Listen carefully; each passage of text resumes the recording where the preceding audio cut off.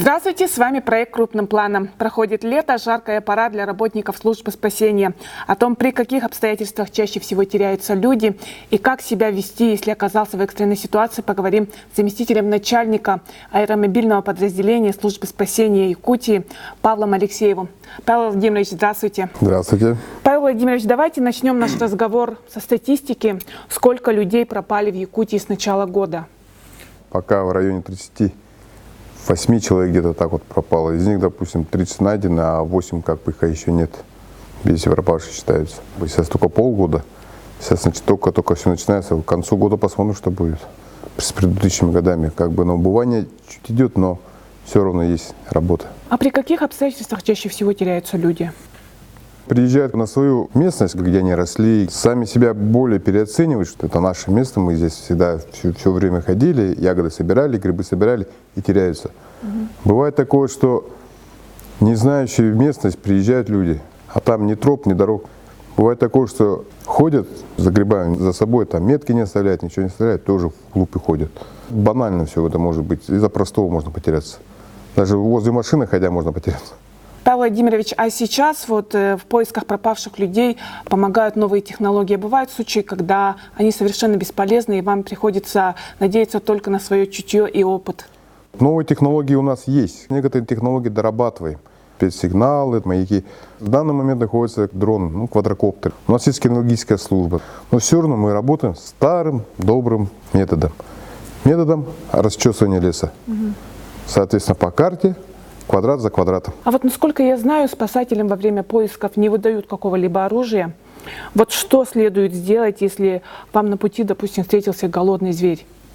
Мы сначала изучаем район, характеристику местности, характеристику живности, что там есть. Если есть медведь, это как Южная Якутия, там мы, конечно, берем с собой оружие. Вот в 2014 году в Якутии произошел уникальный случай, когда спустя сколько дней, вот 12 или 14 дней, да, это Карина. Нашлась, да, Карина Чикита. Вот как вы считаете, по вашему мнению, что помогло выжить малышке? Есть много нюансов выживания, да, у него был щенок, они вместе спали. Она жила в деревне, да, вот, более приспособленная к такой жизни. То есть можно сказать, что если бы на месте Карины был городской ребенок, то исход был бы совсем другим? Ребенок бы ходил бы городской, допустим, шел и шел, она-то как бы шла и легла, она устала, все. Павел Владимирович, в СМИ часто появляется информация о том, что родственники жалуются на то, что спасатели не вовремя подключаются к поискам. Вот почему так происходит, с чем это связано? Да, такие случаи бывают, но очень редко. Бывает, да, вот местное население уже изначально начинает ругаться, но это редко, очень редко.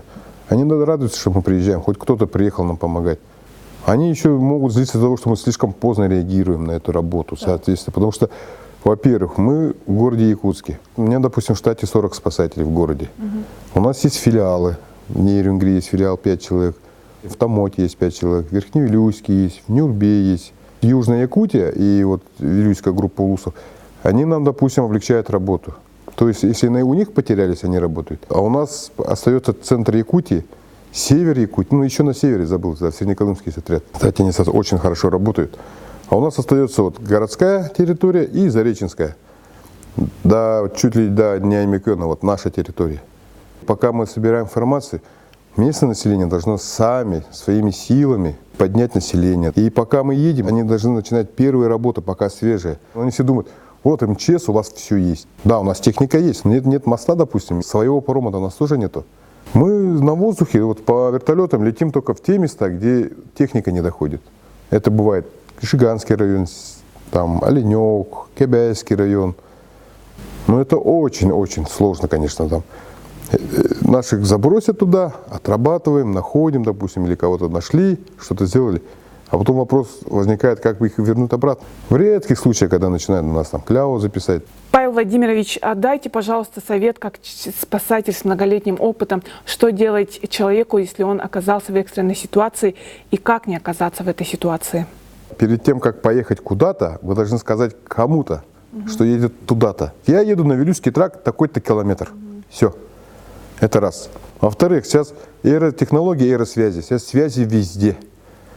Но у нас же смартфоны, андроиды, у них же телефоны быстро садятся, батарейки не бывает. Надо с собой взять тогда что? Более экономичный деревянный телефон. С нами на связи будете, сразу найдем вас. у моих спасателей, допустим, на телефонах практически у всех есть карта Якутии, допустим, карта России. Они если потеряют, точку поставили, они точно выйдут, куда они выходили, куда уходили. Сейчас же нет такого, чтобы кто-то по лесу ходил с компасом. Все думают, машина сзади, и идут туда, вперед. А так как если ты человек сильный, на правую руку, допустим, да, на правую ногу, и ты начинаешь ходить чем? Кругами.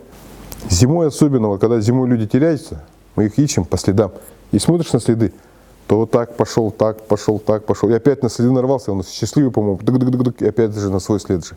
И, пожалуйста, одно вот есть такой вот нюанс. Если вы на связи, если вы потерялись, сидите на месте. Вот самое главное, сидеть на месте, а не ходить. Вон, по Намсырскому тракту в прошлом году старика искали. Как обычно, пошел после обеда и потерялся, все. Наши начали искать на спецмашине. Ты где? Вот ориентировка, озеро. Сиди на месте. До этого озера еще на этом УАЗике добраться же надо. Приезжает, по-моему, это озеро, а его и нету. Вы где? А я ушел с озера, вы же не ехали. И начинается вот, за ним гоняться. Некоторые паникуют и думают, сейчас пойдем и найдем тропу. Находят тропу звериную какую-то, и по этой тропе еще уходят. Главное не ходить тогда. Да, если вы чувствуете, что вы потерялись, сидите на месте, потому что за вами все равно придут.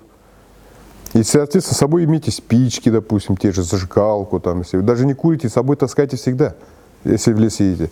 Костер зажгите, хоть на костре нашем может определяться, на запах дыма, на что-то могут найти. Буквально на этой неделе, когда искали тоже, у него батарейка, связь то есть, то нет, то есть, то пропадает. И через телефон, через связь, через этот нашли человека, счастливый. В прошлом году из 100%, допустим, 60 терялись здесь, в городе.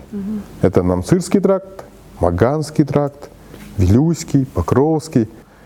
Бывает, что с дачи выходят и теряются. Бывает, больные дети уходят из дома. Больные люди сейчас, старые пожилые люди, почему-то в последнее время стали очень часто у нас теряться. На детей внимание не обращают. В прошлом году мы на Кангаласах тоже поехали там с поселка. Детей собрали чисто по ягодам, ну, чтобы подышать свежим. И потеряли более такого взрослого человека, 22-летнего. Парень болел аутизмом. Потеряли его, 2 недели искали, так и не нашли. С воздуха, по земле, по всему искали. Бывало такое, что там, да, переругаются между собой, там, сенокосчики, ушел, потерялся, все. По идее, первым делом должна работать полиция и местное население, а потом уже привлекать. Бывает такое, что мы выезжаем уже, тут паром переехали, там, все, встали, там, едем. Нам звонят, отбой, человек нашелся. Соответственно, расходы у нас очень большие. Первые 3 дня желательно как бы искать место, но не 3 дня, но день хотя бы там. У нас сейчас кинологическая служба, если собак ходим, учим, тоже на поисковой работе. Сейчас будем их здесь привлекать по городу. Павел Владимирович, а вот что говорит статистика? Больше теряются местные жители или же какие-то приезжие туристы? Конечно, местное население. Туристы, они люди такие более подготовленные и как бы более профессионально относятся к тому, что они делают. Они как бы приходят, у нас регистрируются, есть люди, которые регистрируются. Вот у нас такой-то маршрут, идем туда. Каждые 2 дня выходим на связь, или каждый день выходим на связь и координаты сообщаем. Что-то случилось, мы, конечно, соответственно, едем их спасать. Но таких случаев у нас вообще практически нету, чтобы мы туристов откуда-то вытаскивали. Павел Владимирович, спасибо вам за интересную беседу. Больше благополучных исходов в вашем самоотверженном деле. Спасибо и вам не теряться. До свидания. С вами был проект «Крупным планом». До новых встреч!